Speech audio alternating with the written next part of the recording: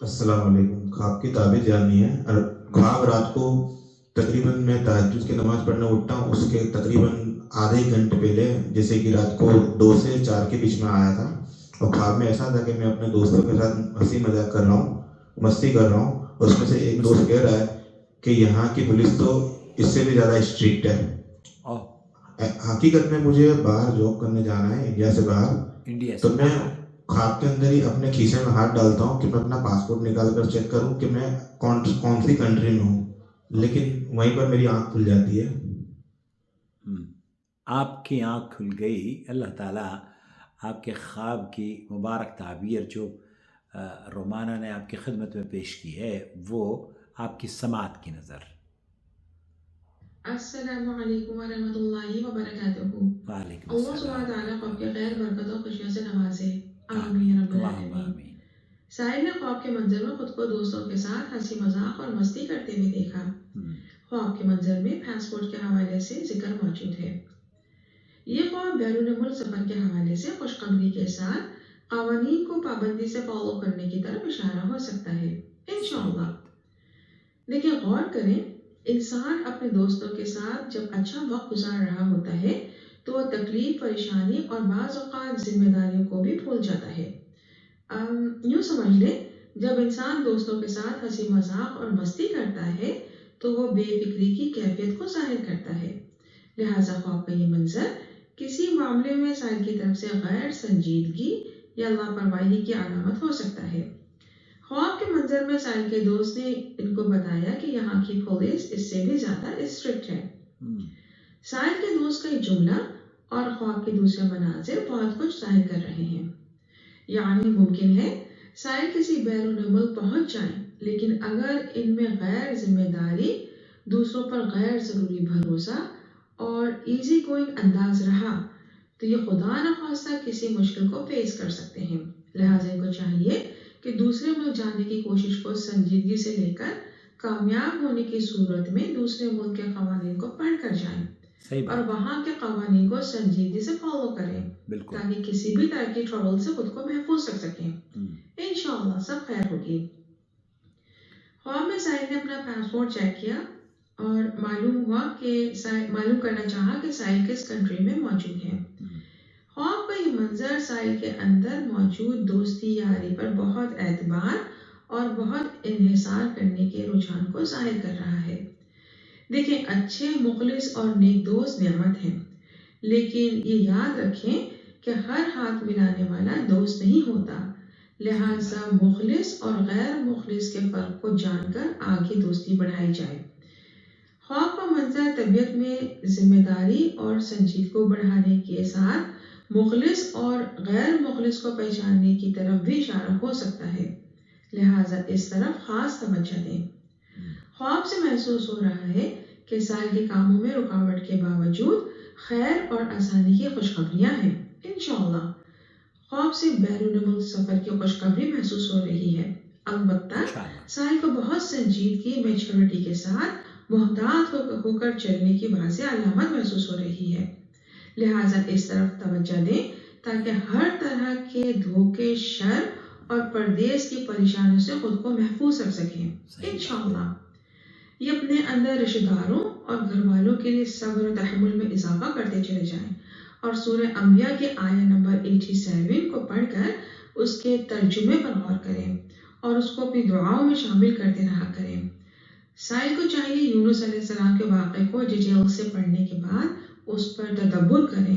بہت سکون اور رہنمائی نصیب ہوگی انشاءاللہ. اللہ سبحانہ تعالیٰ ان کو دین و دنیا کی کامیابی سے نوازے اور ان کے آنے والے سفروں میں ان کے لیے آسانیاں فرمائے. آمین. اللہ سبحانہ تعالیٰ خواب کی خیر، برکت، خوشیوں سے ان کو جلد نوازے. آمین یا رب العالمین. واللہ اعلم. بہت شکریہ رومانہ. آپ نے مزید اس خواب کی تعبیر کے بارے میں یہ تحریر کیا ہے کہ بعض اوقات انسان کو زندگی میں خوبصورت مواقع مل رہے ہوتے ہیں لیکن وہ خدا نخواستہ غفلت یا کوتاہی میں ان خوبصورت موقعوں کو محسوس نہیں کر پاتا یا گنوا سکتا ہے.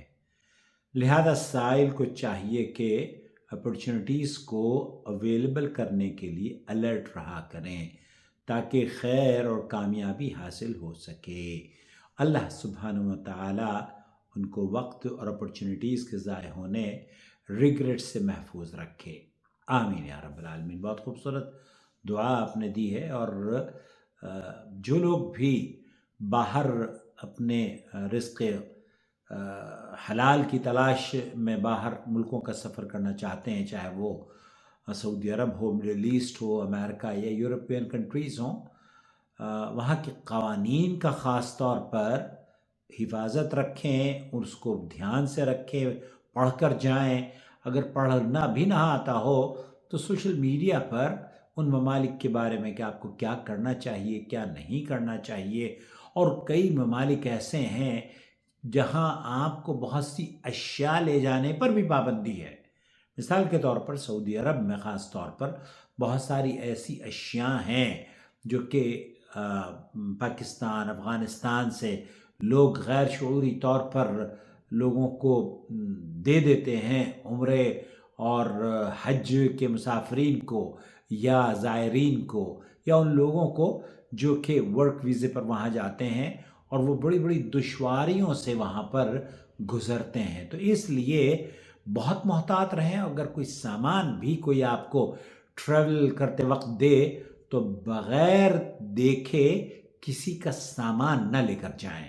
یہ آپ کے لیے، آپ کے گھر والوں کے لیے، آپ کے خاندان کے لیے، آپ کے شہر کے لیے، آپ کے ملک کے لیے بڑا نقصان دہ اور رسوائی کا سبب بن سکتا ہے. بہت سارے کیسز ہم نے دیکھے ہیں سعودی عرب میں کہ وہ بغیر تحقیق کیے، بغیر سوچے سمجھے لوگوں نے کہا کہ ہمارے فلانی چیز آپ لے کر چلے جائیے، اور وہ لے لیتے ہیں، اور وہاں جا کر جب دیکھتے ہیں ایئرپورٹ پر تو وہ ایسی شے ہوتی ہے جس پر حکومت کی طرف سے پابندی ہوتی ہے، اور پھر وہاں جا کر انہیں آزمائشوں سے گزرنا پڑتا ہے، انہیں پریشانیوں سے گزرنا پڑتا ہے، اور بعض مرتبہ تو جان تک کے لوگ اپنی گنوا بیٹھتے ہیں اس لاپرواہی کی وجہ سے. تو یہ بہت سنجیدہ میسج ہے.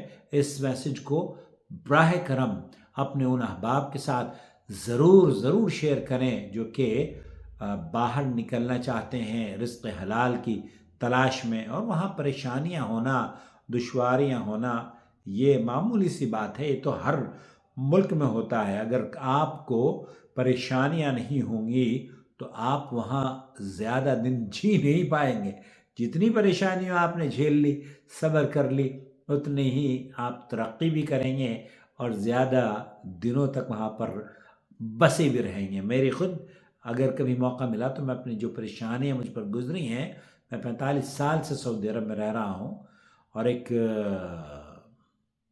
اس زمانے میں جب کہ میں صرف 20 سال کا تھا تو وہاں گیا تھا. اب ایک عرصہ گزرا ہے، لیکن پریشانیاں میں نے ہر طرح کی پریشانیاں وہاں دیکھی ہیں. اللہ نے توفیق دی.